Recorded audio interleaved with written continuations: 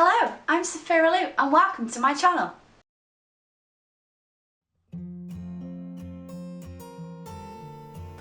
Hello guys and welcome to this week's video.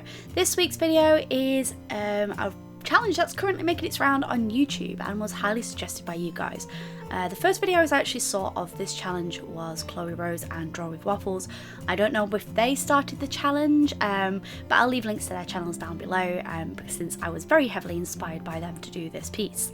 I asked you guys on Twitter and Instagram what colour you think I should choose, and you guys chose the colour green. This challenge is essentially getting all the art supplies that you own and only using one colour, being able to do a piece with that colour. As you guys probably know, I'm using the colour green a lot lately, so I have quite a few art supplies which are green. I've got my Winsor & Newton / my Electroset Pro markers, some non-branded fine liners as well as Stabilo, WH Smith pencils, polychromos. I've got these Koi colouring pens, these Zig kind of tacky pens, a Uniposca, brush pen, which I believe this is Pentel, my Winsor & Newton Cotman pans, and my Winsor & Newton ink. If you missed any of that, I'll leave links down below. The paper I'm using as well is a Mozart's sketchbook, which I picked up a while ago on Amazon, and I've slowly been filling it in. So the first thing I did was I colour swatched everything. As with any art supply you get, I always suggest colour swatch, colour swatch, colour swatch. It is your best friend. You're going to want to know the tonal ranges of what you're going for to go from your lights to your darks. Larks, that's a new word. So my whole plan was just to colour swatch everything I did, and of course the colour green reminds me of my character Prickles. So you guys knew I was going to have to draw Prickles. I just wanted to see how the tonal range of this equipment went all together and what I could achieve. And since I do a lot of mixed media art, this wasn't a huge challenge. What is the hardest challenge for me is not having another colour to pop off against the other colour. Meanwhile, you do have a lot of range with green. There is a lot of, you can get yellowy greens, you can get bluey greens, you can get light greens, dark greens. There is a lot of tonal range in there. But normally if I'm doing a piece, I do like to have one pop of colour against that. For example, I really would have loved a pop of pink against this green, especially on his blush of his cheeks and his flower. He also has yellow and orange eyes as well, so I would have loved to have used that against all the green. I think it would have just looked a little bit nicer, but overall I was really happy with the piece. I sketched out using my WH Smith pencils to roughly get out the idea of what I wanted, built up the layers through there from lightly sketching to pressing down harder. I actually really like doing my sketching with coloured pencil. I think you get a really nice tonal range with it, and I actually really do like outlining in pencil as well. I think it can make an illustration much softer. I built up the illustration then using the Kuretake real brush pens. These pens are really good because they are water based. I'm thinking of doing a review at them at some point. Let me know in the comment section down below if you are interested in that.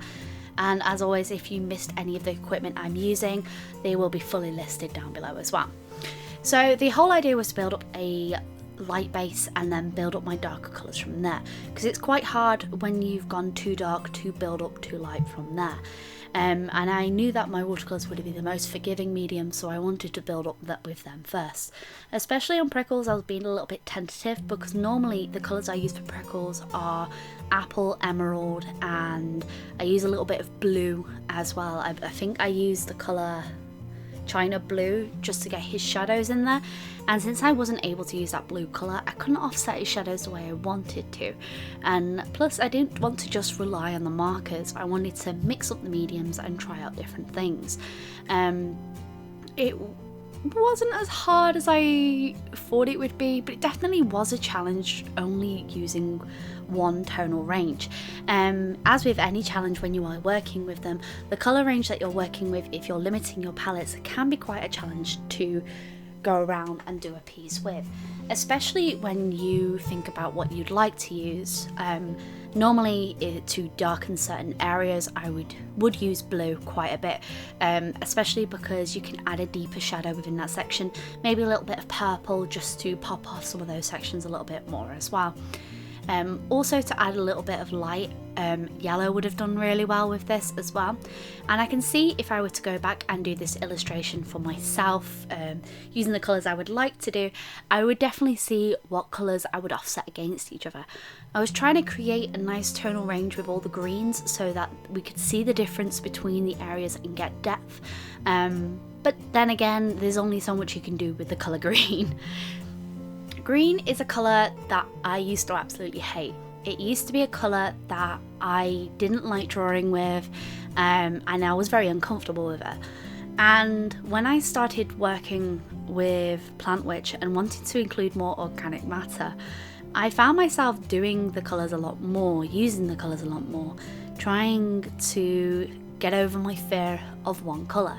And I found since then I don't actually use the colour red a lot. I haven't used the colour red, orange or yellow as much as I used to, and that's something I would like to combat as well. I don't want to be afraid of colour, I want to embrace it, and doing challenges like this makes me step out of my comfort zone and try out something that I wouldn't normally do. I would never normally do a piece only using one tonal range. I have done challenges in the past where you can only use certain colour palettes, but I've always had one colour to offset against another. It can be very difficult to do a challenge where you are only using the basis of one colour because, you know, we like tonal range between our things. We like to do different colours, different things, and to try and improve ourselves in every way that we want to. And I actually do recommend, if you ever do want to do a tonal challenge, to make sure that you try and really limit yourself. Limit your colour palette, because you can understand so much more about colour range and tonal range by limiting what you do. Yes, it can sometimes be a challenge when we want to step out of that comfort zone and really branch out in any way, shape or form. But when you find yourself like working to your full potential and doing something that you wouldn't normally do, you find comfort in it almost, and you come to understand the basis of colour much more. One of my favourite things to actually do if I'm really struggling with a piece is I actually really do enjoy working in grayscale. Grayscale is one of those colour palettes where it teaches you a lot about the tonal range of ways something works, and in a way, this is exactly what you're doing with this piece. You're only working in one hue, you're only working with the colour green, but there are so many different tonal ranges of the colour green that you can create a really fascinating and interesting piece. And I highly do recommend anyone to try this challenge out. And if I was to do this challenge again, what colour would you like to see me do? Would you prefer a different colour? Would you say pink, yellow, purple, blue, oranges, browns? Let me know in the comment section down below. Would you like to see me approach this challenge again, but with a different colour range? And I think the most difficult part when you are working with so many different mediums is to learn what works and what doesn't work. When you are using alcohol markers, you can build on top with pencil crayons and you can build on top with watercolours.